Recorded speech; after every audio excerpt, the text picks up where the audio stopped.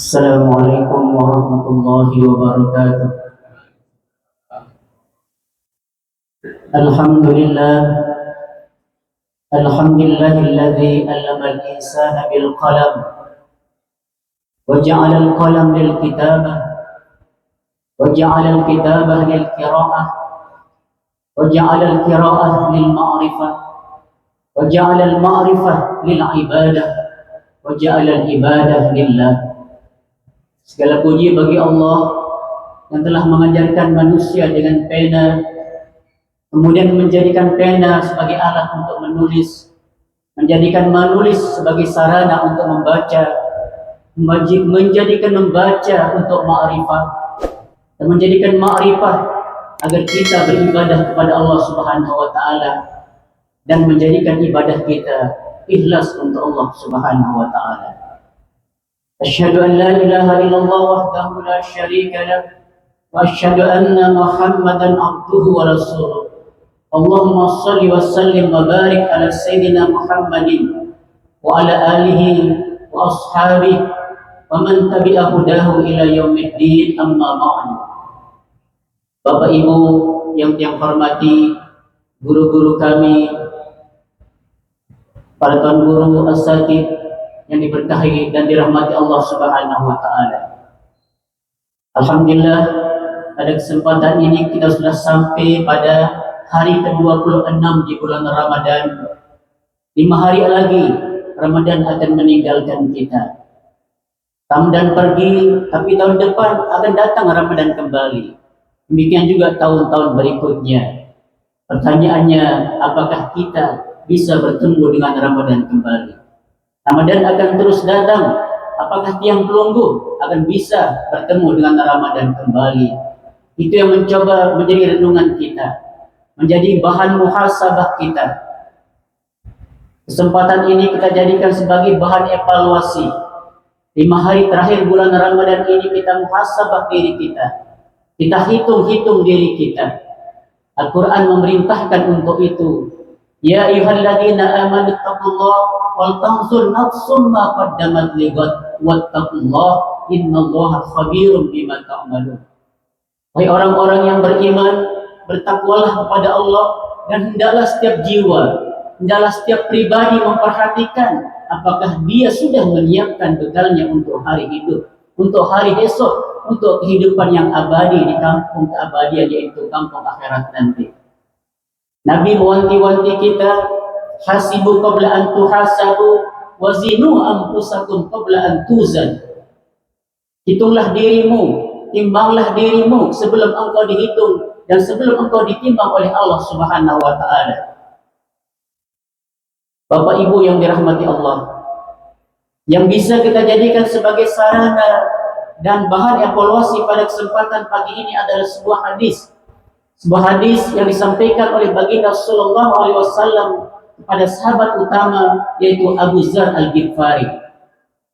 Dalam khutbah Jumat kemarin, khutbah khotib kita mengatakan Abu Dzar adalah bapak kesederhanaan yang sangat kritis terhadap penguasa. Rasulullah memanggil Abu Dzar dan berkata, ya Abu Dzar, wahai Abu Dzar, jaddidis safinah fa innal bahra amik wa khuziz zada kamilan fa innas safara tawilun wa khaffifil hamla fa innal aqabah ka'udun wa akhlisil amala fa innan nakid basirun. Ad-dunya amalun bila hisab wal akhirah hisabun bila amal. Dalam hadis ini baginda sallallahu alaihi wasallam mengingatkan Abu Dzar, menasihati Abu Dzar dan menasihati kita umatnya tentang 4 perkara yang pada kesempatan pagi ini kita jadikan 3 perkara. Yang 1 dan nomor 4 kita gabung menjadi 1. Dalam hadis ini Bapak Ibu yang dirahmati Allah, baginda sallallahu alaihi wasallam mengumpamakan, mengibaratkan kehidupan dunia ini bagaikan kita sedang berlayar di lautan yang dalam dan luas. Maka yang pertama dinasihatkan oleh baginda sallallahu alaihi wasallam adalah jaddidis safinah. Perbaharui perahumu, perbaharui kendaraanmu, perbaharui tungganganmu, Perbaharui alat-alat yang menjadi transportasi untuk menyampaikanmu dari satu tujuan ke tujuan yang lain. Kalau kita berjalan di lautan yang lepas, Pak, kalau kita berjalan di lautan yang dalam, pasti kita akan memilih perahu yang kuat, kapal yang kuat, dan sebagainya. Demikian juga dalam kehidupan ini. Perahu tunggangan yang dimaksud oleh baginda sallallahu alaihi wasallam di sini di dalam kitab Nasuhil Ibad. Di situ Al-Imam An-Nawawi Al-Jawi Al-Bantani, ulama besar Indonesia yang wafat di kota Mekah dan dimakamkan di makam Baqi Madinah. Beliau mengatakan dalam kitabnya, bahwa yang dimaksud dengan perahu di sini adalah an-niyah. Perbaharuilah niatmu. Senantiasalah perbaharui niatmu, karena niat adalah tungganganmu. Karena niat adalah kendaraanmu dalam mengarungi kehidupan ini. Umar bin Khattab memberi nasihat kepada Abu Musa Al-Asy'ari. Ya Abu Musa, man khalasat niyatuhu kafahullah bainahu wa bainan nas. Barang siapa tulus niatnya, maka Allah mencukupkan apa yang menjadi kebutuhannya. Baginda sallallahu alaihi wasallam mewanti-wanti kita, kalau kita berniat tulus, tawakal kepada Allah Subhanahu wa taala dan utuh niat kita, bulat niat kita, maka Allah akan memberi rizki kepada kita seperti Allah memberikan rizki kepada seekor burung. Seekor burung, Bapak Ibu, di pagi hari dia terbang mencari makan, di sore hari ketika balik ke kandang perutnya sudah dalam keadaan kenyang. Dijamin oleh Allah Subhanahu wa taala bagi mereka yang tulus niatnya, bagi mereka yang semata-mata beribadah kepada Allah Subhanahu wa taala. Pentingnya niat ini dalam ibadah. Nabi mewanti-wanti kita dengan sabdanya, innamal a'malu binniyah wa innama likulli imri'in ma nawa. Sesungguhnya amal ibadah itu bergantung pada niatnya. Dan setiap orang akan mendapatkan apa yang diniatkannya. Hadis ini keluar, asbabul wurud dari hadis ini ketika para sahabat berangkat hijrah. Sahabat dari kota Mekah Al-Muhajir berangkat berhijrah ke kota Madinah, maka keluarlah hadis ini. Ada juga ulama yang menafsirkan jadi bisabina adalah perbaharui amalmu, perbaharui imanmu. Karena iman adalah kendaraan kita. Jadidu imanakum, kata Nabi, perbaharilah senantiasa imanmu. Kaifa nujaddid imanana ya Rasulullah? Bagaimana kami akan memperbaharui iman kami ya Rasulullah? Aksiru min qauli la ilaha illallah. Perbanyaklah membaca kalimat la ilaha illallah. Dengan memperbanyak zikir, maka itu artinya kita telah memperbaharui, kita mentajdid iman kita. Kata ulama, zikir itu ada dua, zikir lafzi dan zikir fi'li. Zikir yang diucapkan oleh lidah kita dan zikir anggota badan kita. Ketika kita melafazkan subhanallah, walhamdulillah, wala ilaha illallah, wallahu akbar, dan seterusnya, itu adalah zikir lafzi, zikir yang diucapkan oleh lidah kita. Tapi ketika kita menanam pohon, ketika kita memberi makan seekor kucing, itu adalah zikir juga, itu zikir anggota badan kita. Jadi jangan lupa, jangan hanya berzikir dengan anggota dan lidah kita, berzikir juga dengan anggota badan kita. Kita niatkan berzikir. Ketika kita memberi minum, memberi nafkah, kita niatkan berzikir. Ketika kita membantu saudara kita, kita niatkan berzikir. Karena itu juga bagian dari zikir, yaitu zikir fi'li. Bapak Ibu yang dirahmati Allah. Kemudian nasihat yang kedua, yang menjadi renungan kita di bulan yang penuh berkah ini adalah wa khuziz zada kamilan fa inna safar tawil. Wahai Abu Dzar, wahai umatku, kata baginda sallallahu alaihi wasallam, perbanyaklah bekalmu, berbekallah dengan bekal yang sempurna, karena perjalanan menuju negeri akhirat itu sangat jauh. Az-zad, bekal. Al-Quran mengatakan wa tazawwadu fa inna khairuz zadi taqwa. Berbekallah, karena sebaik-baik bekal adalah ketakwaan. Baginda sallallahu alaihi wasallam mengatakan tazawwadu bittaqwa fa innaka la ta'lam idza janna al-lailu hal ta'ishu ila al-fajr. Kam min sihhatin mata min ghairi illah wa kam min sakimin asya hinan min ad-dahr. Berbekallah dengan bekal ketakwaan, karena kalian, kata Nabi, tidak akan pernah tahu apabila waktu malam datang, adakah di antara kalian yang masih bisa menjamin dirinya bisa hidup sampai datangnya waktu subuh. Ada di antara tiang pelungguh niki yang hadir di majelis ilmu ini yang bisa menjamin dirinya ketika waktu maghrib datang masih bisa hidup di waktu pagi, di waktu subuh datang. Tidak ada. Karena kematian akan menjemput siapa saja dan kapan saja. Kalau kematian sudah datang, la yastakhiruna sa'atan wa la yastaqdimun, kata Al-Quran. Tidak bisa dimajukan, tidak bisa dimundurkan. Karena itu al-kayis, kata Nabi. Orang cerdas itu mandana nafsah wa amila lima badal maut.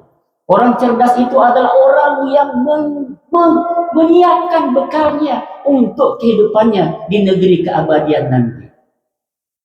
Karena itu, untuk usia-usia yang pelungguh niki, usia 40 tahun ke atas itu diwanti-wanti betul oleh Allah. Bahkan di usia 40 itu disunahkan kita pakai tongkat, Bapak Ibu. Di usia 40 tahun ke atas itu oleh agama kita disunahkan berjalan pakai tongkat. Kenapa? Karena itu adalah waktu maghrib bagi usia seseorang. Agar kita paham bahwa salah satu kaki kita sudah menginjak kuburan. Jadi di waktu 40 tahun itu agama mewanti-wanti kita bahwa salah satu dari kaki kita sudah menginjak masuk ke dalam kuburan. Karena itu kita disunahkan pakai tongkat kalau berjalan. Yang ulama-ulama besar bukan tren-tren itu pakai tongkat. Nah, itu perintah agama. Itu adalah anjuran agama bagi yang sudah usianya 40 tahun ke atas.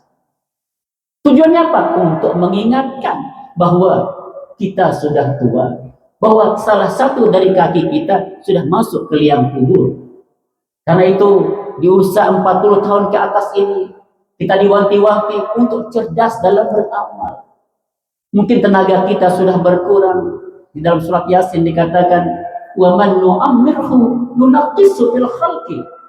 Ketika kami panjangkan usia seseorang, maka banyak yang berkurang dari anggota badannya. Kekuatan kita berkurang, tenaga kita berkurang, penglihatan kita berkurang, pendengaran kita berkurang. Disitulah kita harus cerdas dalam beramal. Lebih-lebih di bulan Ramadan ini.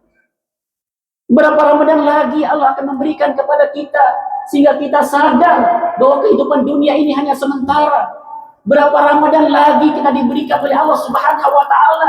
Berapa Ramadan lagi kita dianugerahkan pertemuan dengan Allah Subhanahu wa taala sehingga sadar bahwa disinilah bulan kita memperbanyak bekal untuk kehidupan kita di negeri akhirat nanti.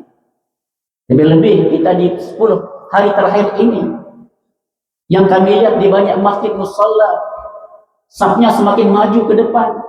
Di awal-awal penuh, tapi semakin mau berakhir Ramadan, saf sholat tarawih kita semakin maju ke depan. Padahal 10 terakhir ini adalah 10 hari yang barokah, 10 hari yang baginda Sallallahu Alaihi Wasallam setiap malam membangunkan keluarganya, membangunkan istri-istrinya di 10 malam terakhir itu.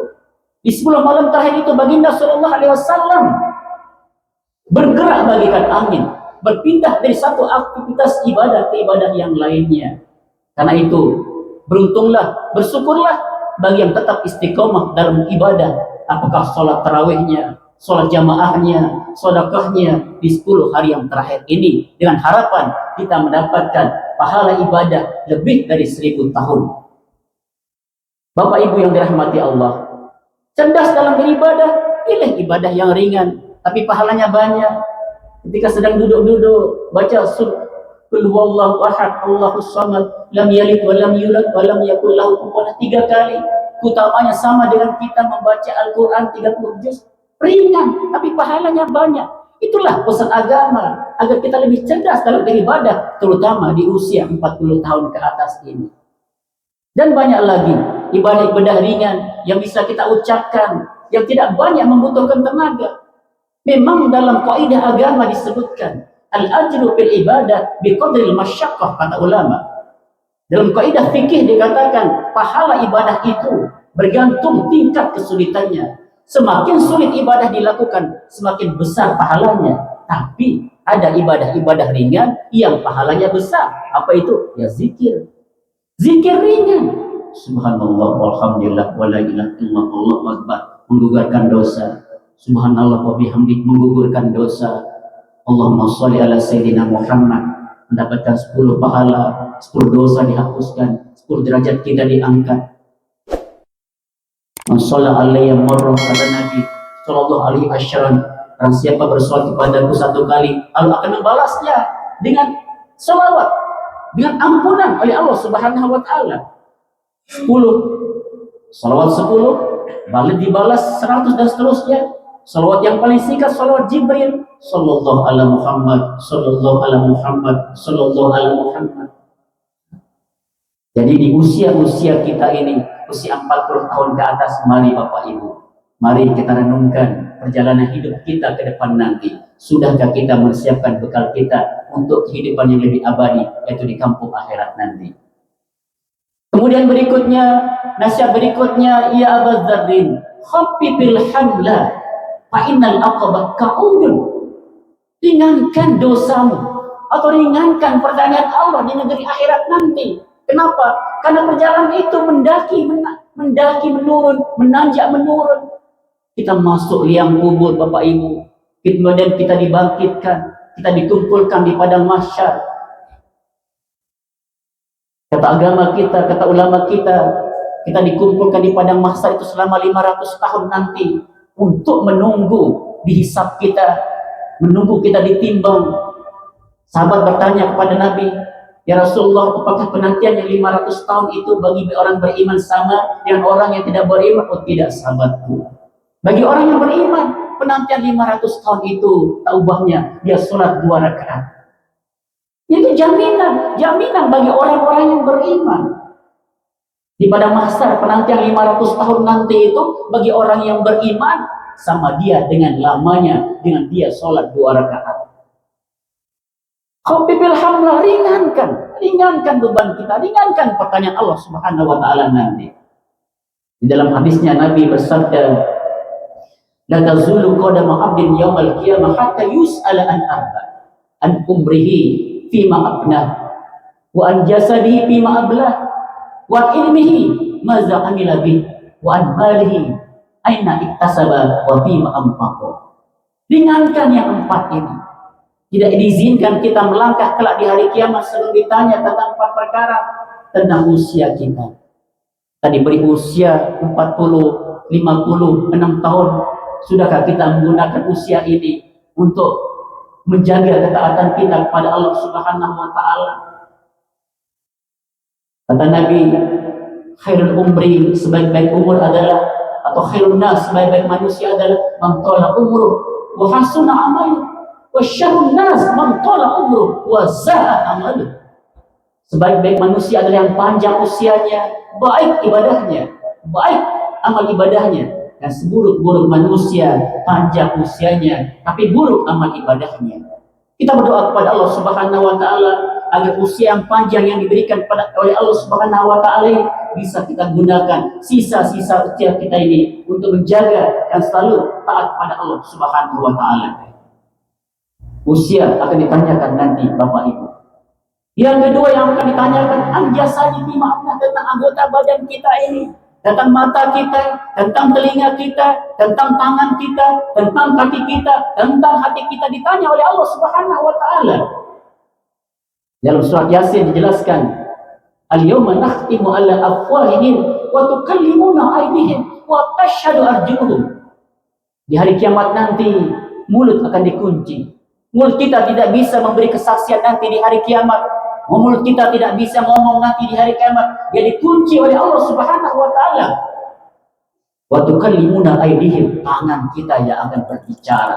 Tangan kita yang akan berbicara tentang apa yang dikerjakan oleh pikiran kita, tentang apa yang terlintas di hati kita, tentang apa yang dilangkahkan, kemana kaki kita melangkah.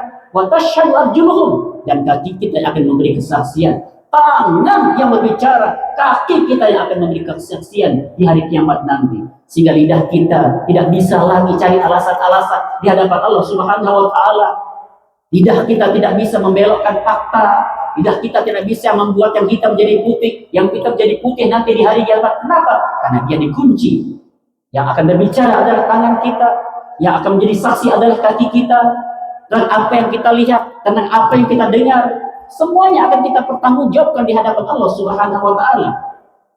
Di dalam Al-Qur'an surat Luqman, Ayat 16, Luqman Al-Hakim memberi nasihat kepada putranya, ya bunayya, innaha in taku mithqala habatin min khardalin fatakun fis sakhra aw fis samawati ya'ti biha Allah, innallaha latiful khabir. Wahai anakku, sekecil apapun dosa itu, meskipun dosa itu sebesar biji pasir, atom, partikel yang paling kecil dari benda, berada di tengah laut, berada di padang pasir sana, Allah akan mendatangkan, meminta pertanggungjawaban dari dosa yang kecil itu kelak di hari kiamat. Apa alasan kita tidak suka kepada saudara kita? Apa alasan kita benci kepada saudara kita? Apa alasan kita dengki kepada saudara kita? Itu akan ditanyakan kelak di hari kiamat. Inna sam'a wal basar wal fu'ad kullu ulaika kana anhu mas'ula. Sungguhnya pendengaran, penglihatan, dan apa yang terlintas di hati kita kelak akan ditanya oleh Allah Subhanahu wa Ta'ala. Maka mari kita benahi anggota badan kita. Setiap pagi anggota badan kita, ketika kita bangun dari tidur kita, anggota badan kita, lisan kita berkata kepada seluruh anggota tubuh kita berkata pada lidah kita, wahai lidah, kalau kamu lurus lempeng jalanmu pagi ini, hari ini, maka kami seluruh anggota badan juga akan lempeng. Tapi kalau kamu bengkok, kamu buang lidah sejak bangun, maka sepanjang hari kami pun akan bengkok. Kenapa? Karena itulah baginda Rasulullah SAW mengajarkan, ada doa tidur, ada bangun, ada doa bangun dari tidur, ada berwudu ketika tidur, ada wirid-wirid yang baca kita ketika kita tidur, sehingga ketika kita bangun, lidah kita ini yang terucap di lidah kita ini adalah alhamdulillahilladzi ahyani ba'dama amatani wa ilaihin nusur. Tasbih, ingat kepada yang diingat, yang diucapkan pertama kali oleh lidah kita ini. Dengan demikian, maka seluruh anggota tubuh kita di hari itu akan melaksanakan ketaatan kepada Allah Subhanahu wa Ta'ala.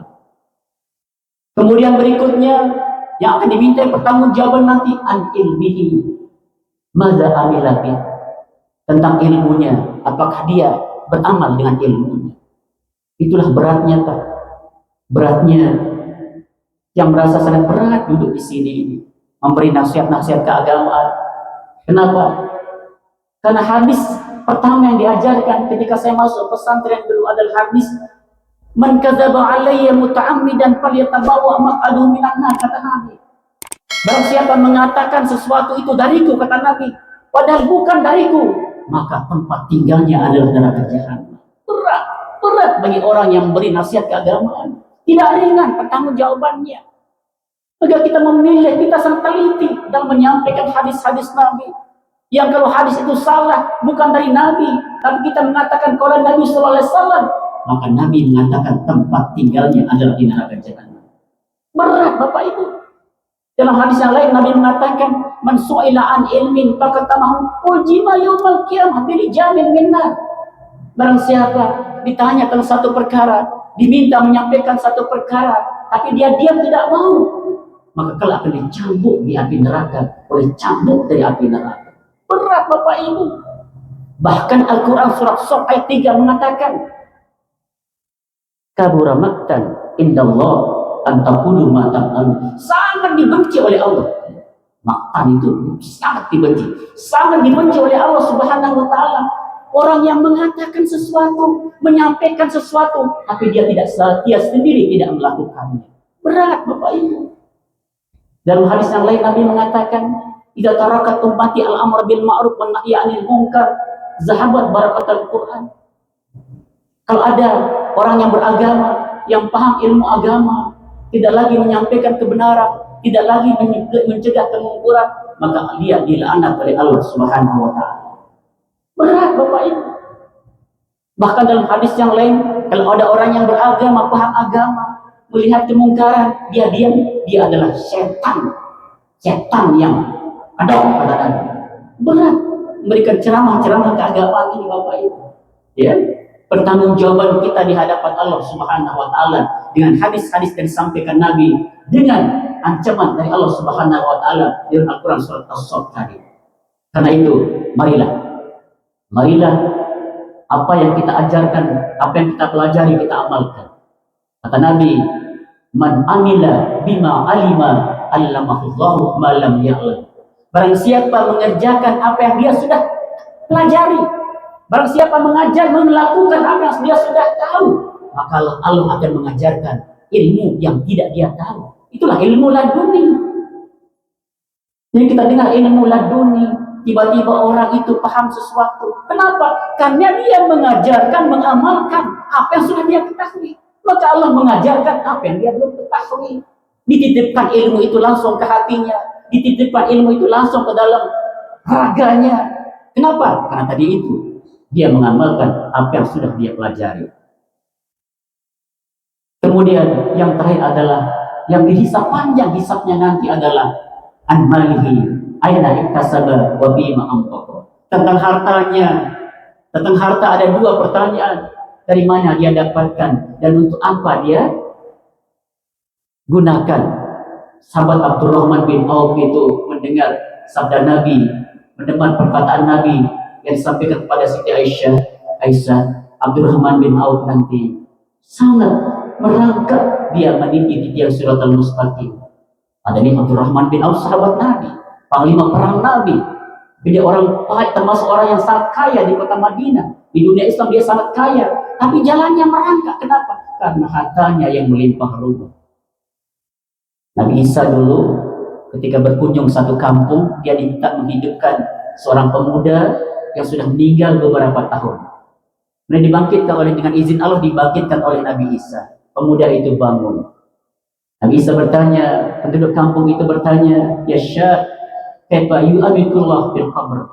Bagaimana Allah memperlakukanmu di alam kubur nanti? Sang pemuda berkata, Allah memperlakukanku sangat baik di alam kubur. Ya mungkin pemuda ini ahli ibadah, jadi diperlakukan sangat baik di alam kubur. Tapi ada satu kata pemuda ini, yang pertanyaannya sangat panjang, terus menerus malaikat datang bertanya kepadaku. Dulu pekerjaanku ini jual kayu. Sehari kayuku sudah dijual, sudah dibayar oleh pembelinya. Ketika aku antarkan kayu itu ke tempat pembeli, ada sesuatu yang nyangkut di gigi saya. Saya ambil sedikit dari kayu itu untuk mengeluarkan sesuatu yang nyangkut di gigi itu. Daging yang nyangkut di gigi itu. Nah, kayu yang saya ambil kecil itu. Pertanyaannya sangat panjang sekali. Sampai hari aku terus ditanya oleh malaikat tentang kayu kecil yang aku ambil untuk mengeluarkan sesuatu yang nyangkut di gigiku itu. Itu kayu kecil, Bapak Ibu. Kayu kecil itu berapa sih kayu ya? Untuk mencungkil daging yang nyangkut di gigi kita. Tapi itu pertanyaannya panjang sekali. Nah, bagaimana kalau yang besar? Itu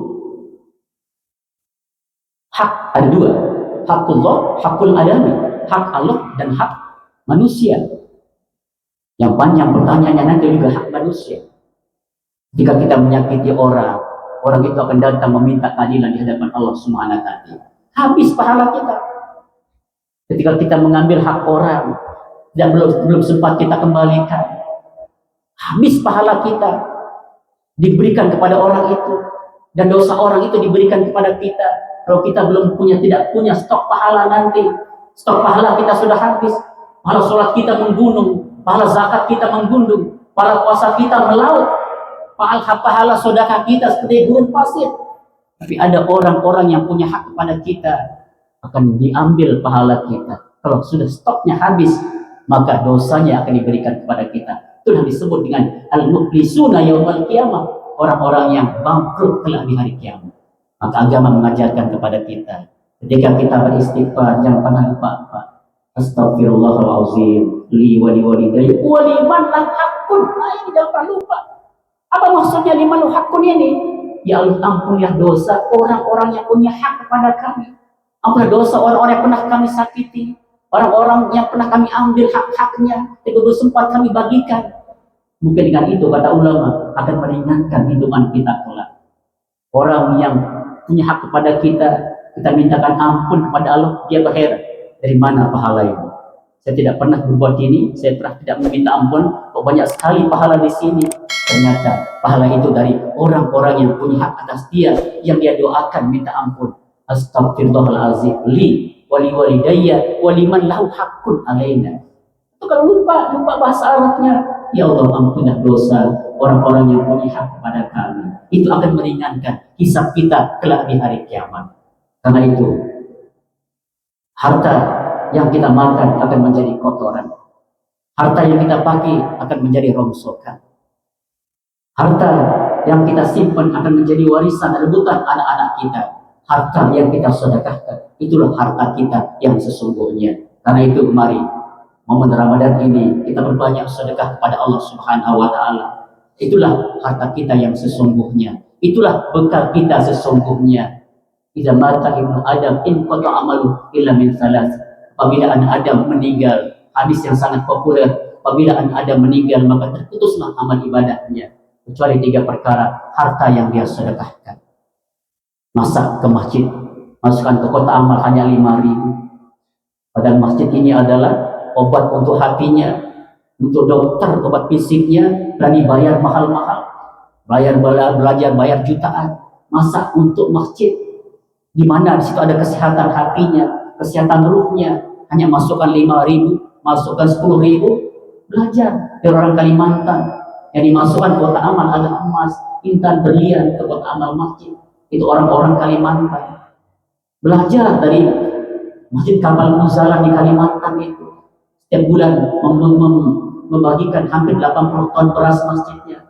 Kenapa? Ya karena tadi itu jamaahnya dermawan-dermawan, tahu bahwa masjid itu adalah obat untuk penyakit ruhnya, penyakit hatinya, maka dia berikan lebih banyak kepada masjid-masjid Allah, ke rumah-rumah Allah, tempat di mana nama Allah disebut. La masjidun kata Al-Quran usisa ala taqwa min awal yawmin ahaq an taqum ma fi bihi rijalun yuhibbuna an yatatahharu wallahu yuhibbul mutatahhirin. Masjid itu sebagai bukti kalau ada orang datang ke masjid, itu adalah orang yang gemar mensucikan dirinya, dan Allah mencintai orang-orang yang mensucikan dirinya. Bapak Ibu yang dirahmati Allah, sekali lagi mari kita gunakan 5 hari terakhir bulan Ramadan ini. Jangan jauh-jauh dari masjid Allah Subhanahu wa taala. Kalau tidak ada kerjaan di rumah, datanglah ke masjid.